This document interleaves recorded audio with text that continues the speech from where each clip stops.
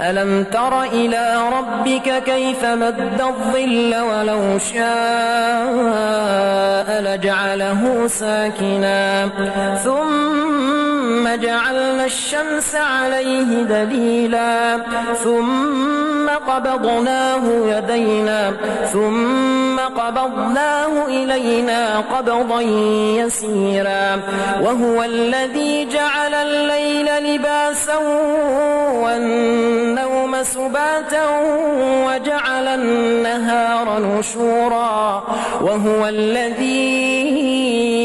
أرسل الرياح نشرا بين يدي رحمته وأنزلنا من السماء